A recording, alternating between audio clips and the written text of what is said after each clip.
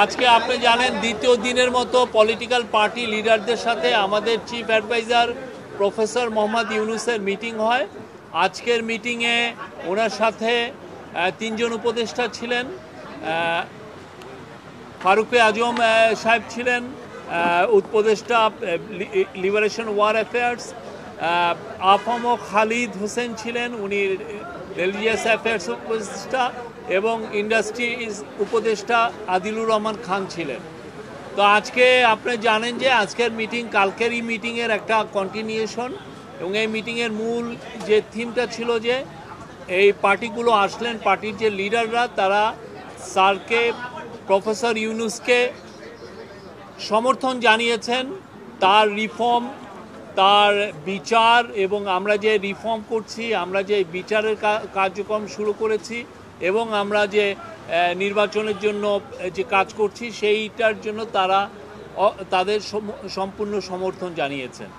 R at the same time তারা বলেছেন যে তারা আমাদের চিফ অ্যাডভাইজার এবং আমাদের যে ইন্টারিম গভর্নমেন্টের পাশে থাকবেন। এটা ছিল মূল মেসেজ। আর অনেকগুলো বিষয় নিয়ে কথা হয়েছে, ইলেকশন নিয়ে কথা হয়েছে, রিফর্মের প্রোগ্রেস নিয়ে কথা হয়েছে। ইলেকশন নিয়ে স্যার আবারও জানিয়েছেন যে তিনি ইলেকশন ডিসেম্বর থেকে জুনের মধ্যে করবেন, এবং 30শে জুনের ওই পারে যাবে না, ইলেকশনটা 30শে জুনের মধ্যে হবে, উনি আবারও জানিয়েছেন, এবং এতে সবাই সন্তোষ প্রকাশ করেছেন। এই ছিল আজকের মূল মিটিংয়ের খুবই আমি সংক্ষিপ্ত সার যদি বলি, এইটাই ছিল মিল। আর স্যার তার ভাষণে দুইটা গ্রুপের সাথে ইন্টারাকশনের সময় কিছু কথা বলেছেন। তার মধ্যে আমি প্রফেসর ইউনুসকে কোট করছি, উনি যেটা বলেছেন, আমরা বড় যুদ্ধাবস্থার ভিতরে আছি। আওয়ামী লীগের কার্যক্রম নিষিদ্ধ হওয়ার পরে ডিস্টাবিলাইজ করার জন্য যত রকমভাবে পারে চেষ্টা করছে, এটা থেকে আমাদের রক্ষা করতে হবে। তারা কিছুতেই মেনে নিতে পারছে না। বিভাজন থেকে আমাদের উদ্ধার পেতে হবে, ঐক্যমত থাকতে হবে। আত্মমর্যাদাপূর্ণ জাতি হিসেবে আমরা যতটুকু দাঁড়াতে পেরেছি এটা যেন সামনের দিকে যায়। সবাই একসঙ্গে বসাতে উনি বলছেন যে আমি মনে সাহস পেলাম।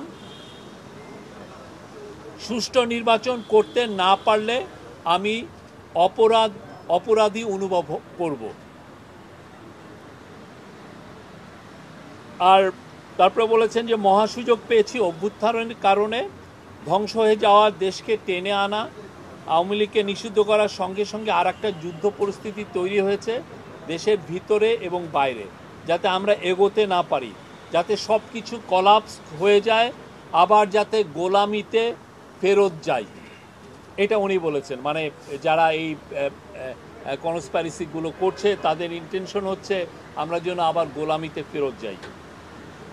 আমি যতদিন আছি দেশের কোনো অনিষ্ট হবে এমন কোনো কাজ হবে না, নিশ্চিত থাকেন।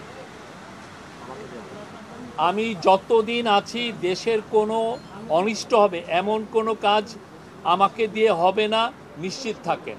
উনি একটা ডেডলাইন দিয়েছেন, এবং আমি কালকেও বলেছি, আজকেও বলছি, বারবার বলছি, উনি এক কথার মানুষ। উনি বারবার বলেছেন যে জুন 30-এর পরে ইলেকশন যাবে না। আপনাকে ওনাকে ট্রাস্ট করতে হবে। এটা ডিসেম্বর থেকে জুন মাসের 30 তারিখ পর্যন্ত এর মধ্যে ইলেকশন হবে। ওই জুন মাসের 30 তারিখে জুলাই মাসের 1 তারিখে যাবে না। আপনি রোডম্যাপ, এইটাই আপনাকে, ওইটা যখন সময় আসবে উনি রোডম্যাপ বা যেটা শিডিউল সেটা ঘোষণা করবেন। আমরা তো এটা বারবার বলছি, একটা না, এটা নিয়ে কিন্তু আমরা দিনের পর দিন, মাসের পর মাস বলছি। আমি জানি না এটা কেন, এটা এমবিগুইটি আছে। ওনার এখানে তো কোনো এমবিগুইটি নাই। প্রফেসর ইউনুস জানিয়েছেন উনি জুন মাসের 30 তারিখের পরে থাকবেন না, একদিনও থাকবেন। আমি বললাম তো যে উনি বলেছেন জুন মাসের 30 তারিখের পরে একদিনও থাকবেন না। আমাদের গভর্নমেন্টের তো 3টা ব্রড কাজ আমরা বলেছি। একটা হলো সংস্কার, আর একটা হচ্ছে বিচার, আর একটা হচ্ছে নির্বাচন। তো এই সংস্কারের কাজের মধ্যে সংস্কারগুলো হওয়ার পরে আমরা যখন পূর্ণ সংস্কার করতে পারবো, দেখবেন যে ইলেকশন এগুলো বিষয়েও আমরা মানুষের আস্থা পাবো। কেউ কেউ রিশাফলের কথা বলেছেন, বাট পদত্যাগের কথা আমি শুনি নাই, সরি।